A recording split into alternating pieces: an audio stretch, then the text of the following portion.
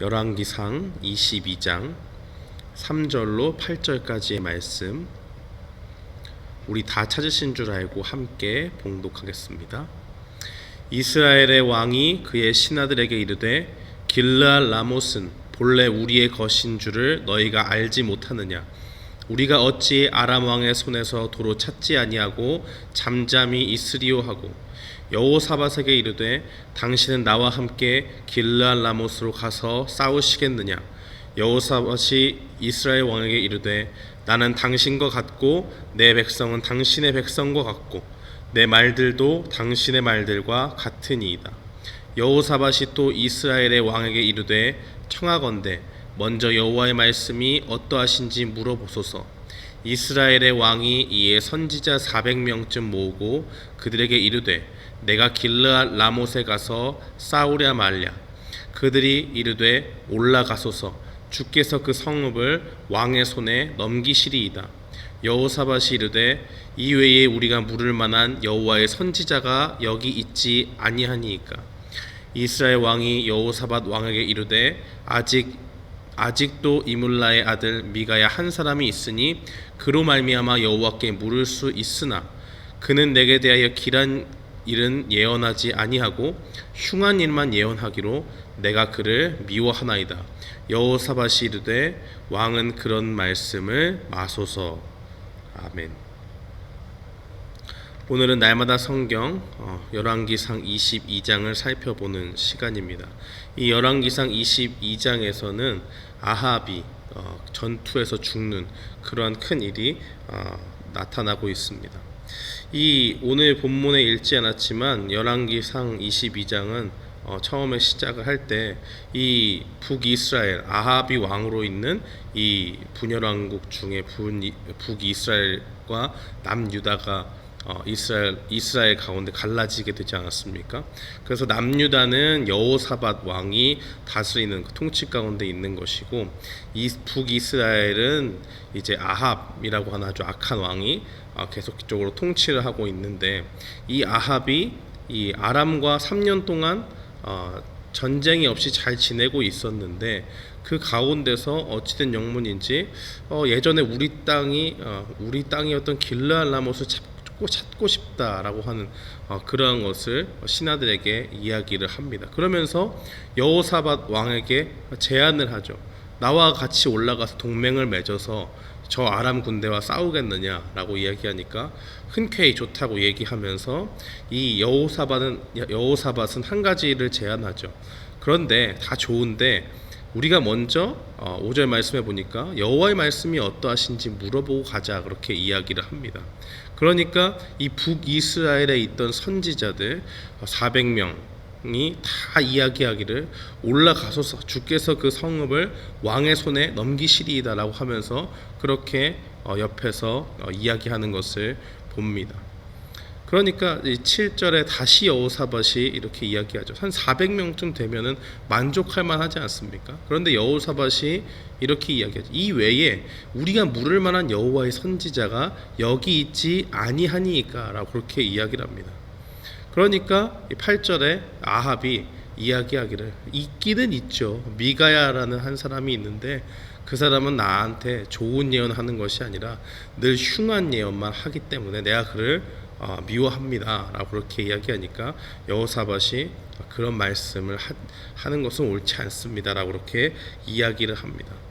굉장히 짧은 구절이 이렇게 이 두 왕의 대화와 선지자들에 대한 이야기가 나와 있고, 이 이후에 이 미가야가 와서 진짜로 이 처음에는 동조를 하듯이 이야기합니다. 왜냐하면 이 미가야를 데리러 갔던 그 왕의 신하가 부탁을 하죠.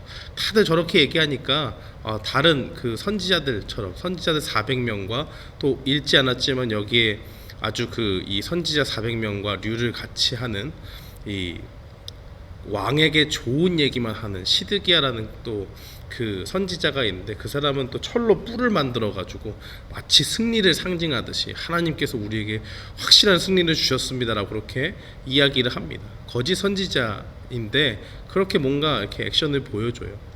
근데 이와는 달리 다른 정말 하나님의 사람이었던, 하나님께서 정말 말씀하시고 사용하시는 그 미가야 선지자에게는 다른 말씀이 임했죠. 처음에는 그가 그냥 냉소적으로 뭐 이길 겁니다 이렇게 얘기하니까 다시 얘기해 보라고 아합 왕이 다그치죠. 그러니까 전쟁에서 분명히 피할 것을 하나님 말씀하셨고 하나님께서 악한 영을 통해서 이 선지자들에게 내가 저들에게 속이는 영을 보내서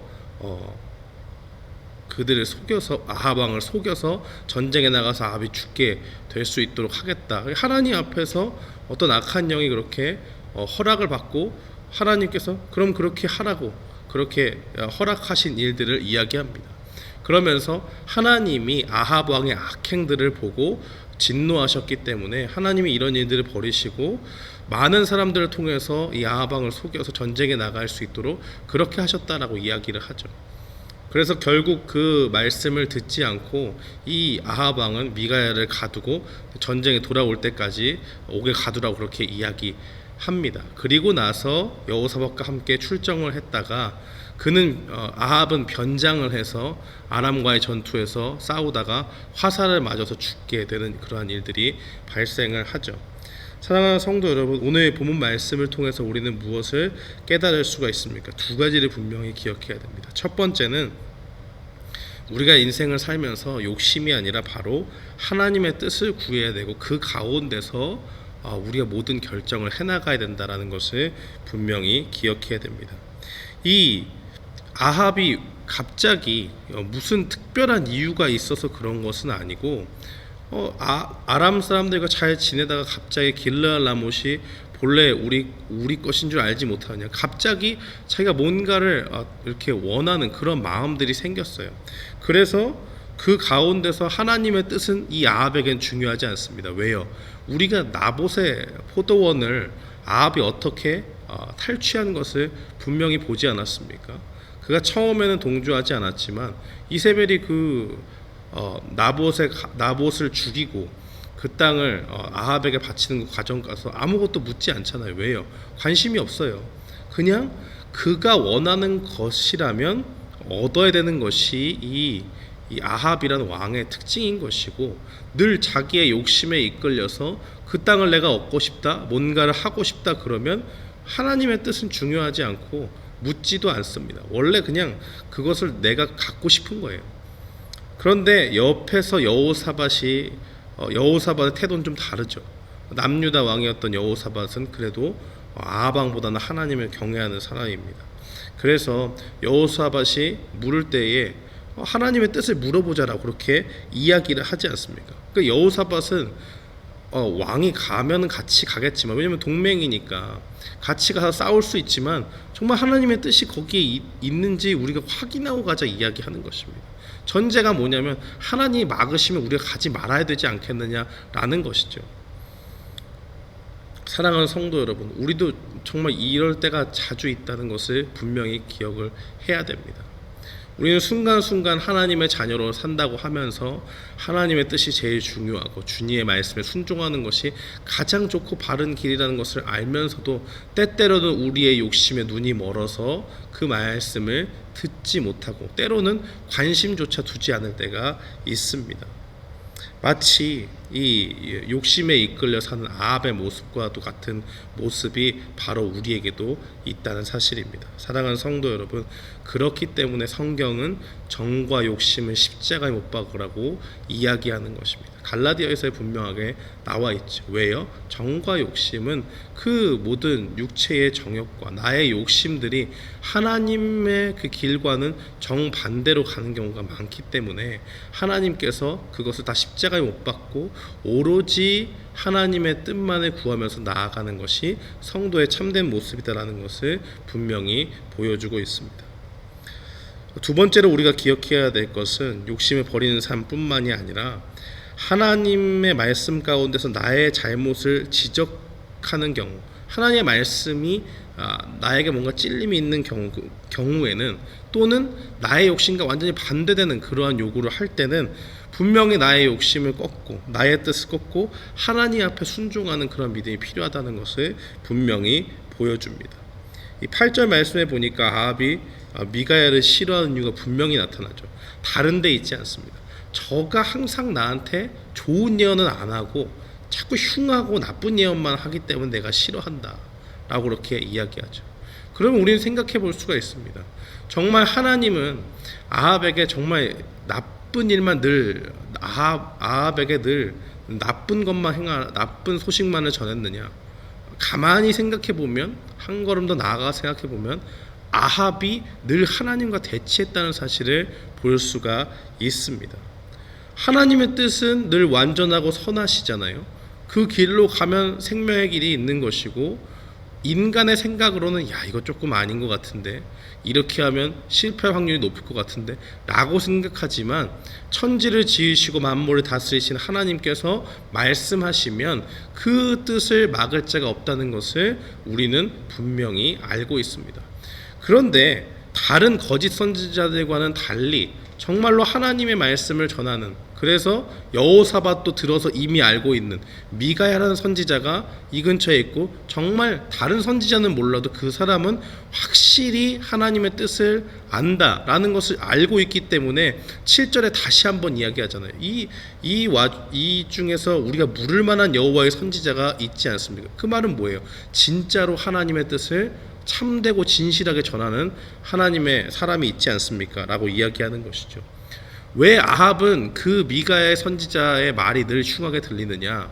한 번도 하나님의 뜻에 맞게 살아보지 않았기 때문에 그런 거예요. 하나님의 뜻이 늘 진리 가운데 있고, 그 가운데서 순종함으로 죄송합니다.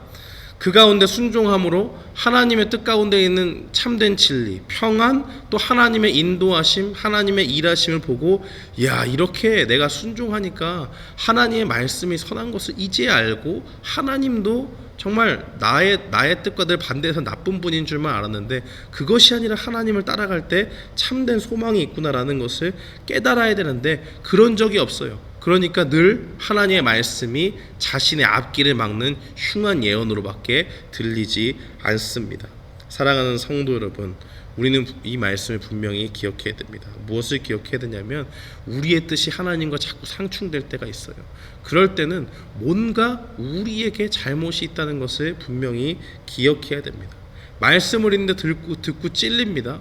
나한테 기분 나빠서 말씀을 전하는 사람이 저렇게 나를 콕 집어서 이야기하는구나, 그렇게 들을 것이 아니라 정말 그 말씀을 다시 읽고 계속적으로 그 말씀이 나를 향해서 뭔가 죄를 지적하고 잘못이 있다는 것을 알려준다면 그 앞에 빨리 회개하고 나의 길을 돌이켜서 내가 갈 곳을 나의 욕심의 길로 가는 것이 아니라 하나님께로 향해서 하나님의 뜻 가운데 가기를 힘쓰며 나아가야 된다는 것입니다.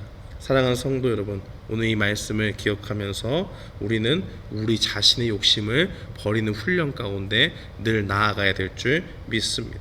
그러면서 동시에 하나님께서 우리에게 말씀하실 때, 특별히 죄를 지적하고 잘못을 지적하며 나아갈 때 그 가운데 빨리 회개하고 주 앞에 돌아가며 나아가는 참된 회개하는 주님의 백성이 되는 우리 모두가 되기를 주님의 이름으로 축원합니다. 아멘.